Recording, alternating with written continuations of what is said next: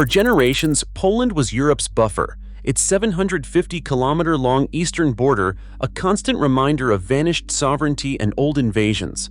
The official story remembers a cautious NATO member. After Crimea's annexation and the specter of Russian aggression, Poland raced from neglect to fielding the continent's largest standing army and a war chest that exceeded France, Germany, and the United Kingdom.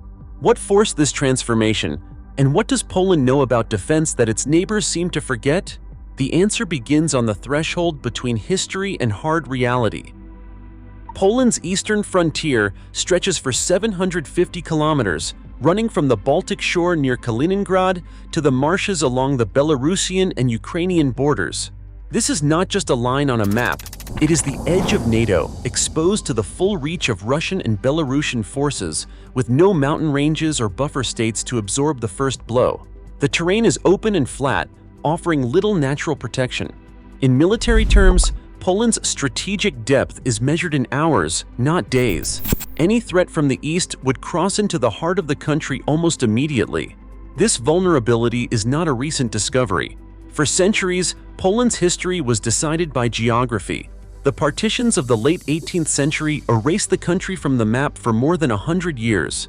The invasions of 1939, first by Nazi Germany, then by the Soviet Union, confirmed the hard lesson that borders alone cannot guarantee survival.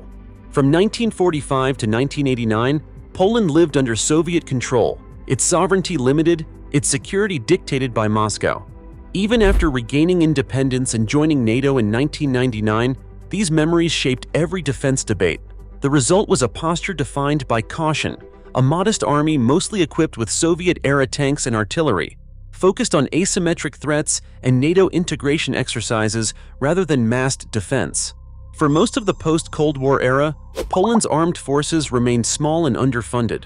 Defense budgets hovered between 1.5% and 2% of GDP, barely enough to maintain existing equipment, let alone modernize. The prevailing mindset was one of managed risk, enough to reassure allies but not enough to change the balance of power on the continent. While Western Europe downsized and reaped the peace dividend, Poland's leaders quietly worried about the price of vulnerability, aware that history rarely offers second chances on the frontier. The legacy of invasion and occupation was never far from the surface, shaping a national consensus. Defense is not a matter of preference, but of survival. In February 2014, Russian troops crossed into Crimea, seizing control of the peninsula in a matter of days. For Poland's defense planners, the annexation was not a distant crisis, but a warning aimed squarely at their own border. Intelligence reports circulated through Warsaw's Ministry of National Defense, highlighting the speed and ambiguity of Russia's tactics, little green men, unmarked vehicles, and a barrage of disinformation. The Polish General Staff convened emergency meetings, re-examining every scenario that had once seemed theoretical. Military attachés in Kiev sent daily cables. The message was clear: the post-Cold War security order had collapsed overnight. Within weeks, the Polish government authorized a review of defense priorities. The old doctrine, small, professional, and mobile, felt suddenly inadequate.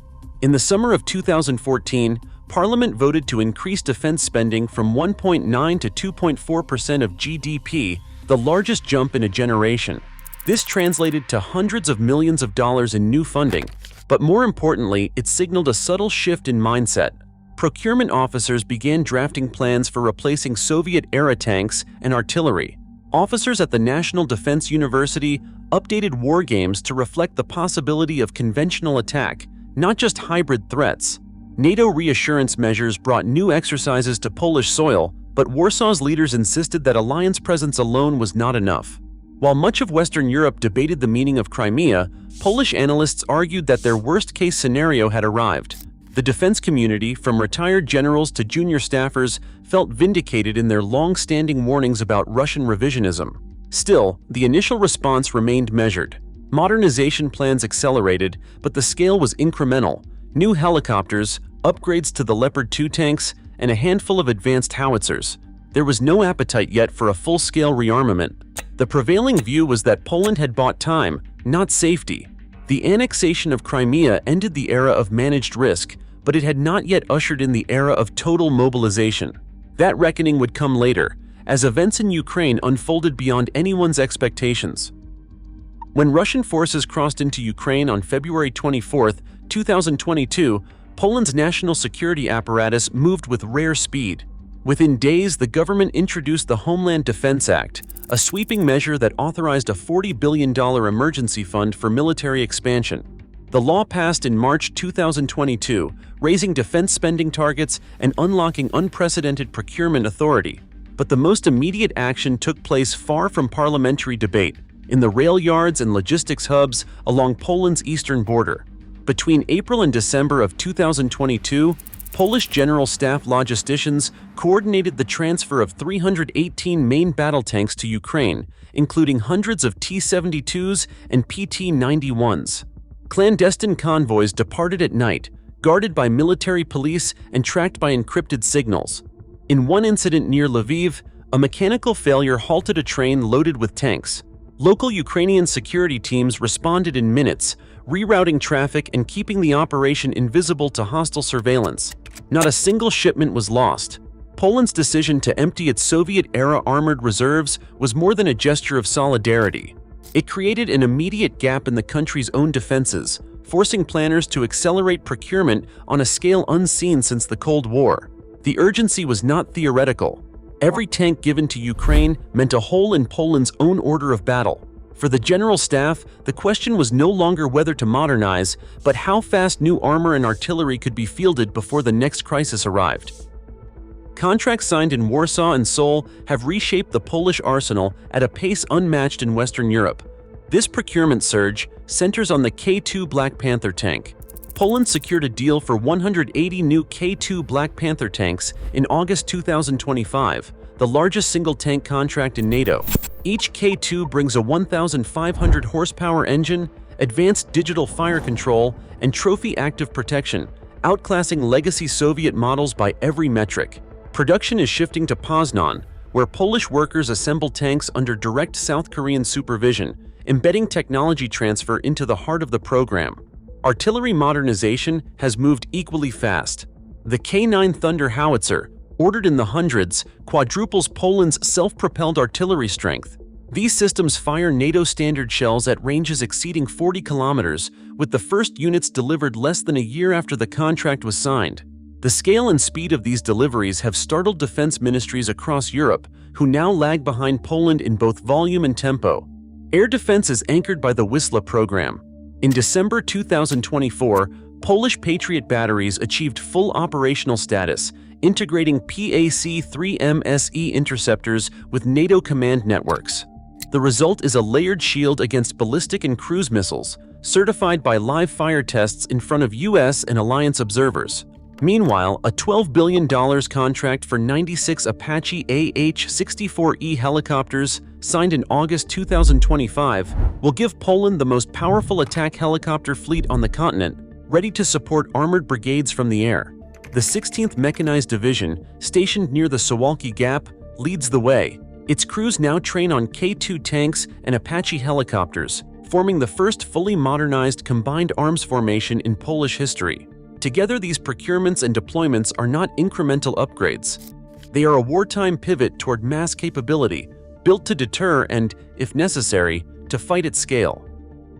Poland now commands the largest standing army in Europe outside Russia and Ukraine, 216,100 professional personnel as of 2025.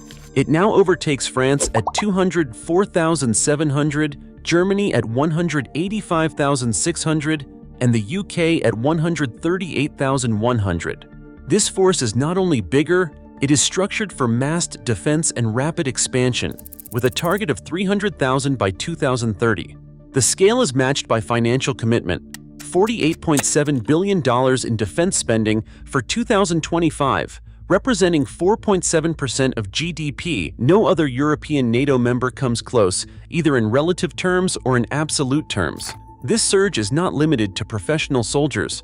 Poland has launched the most ambitious citizen training program on the continent since the Second World War, aiming to equip 400,000 civilians with military, medical, and cyber skills by 2027. Selective compulsory training, revived in 2022, ensures a deep reservoir of reservists and volunteers.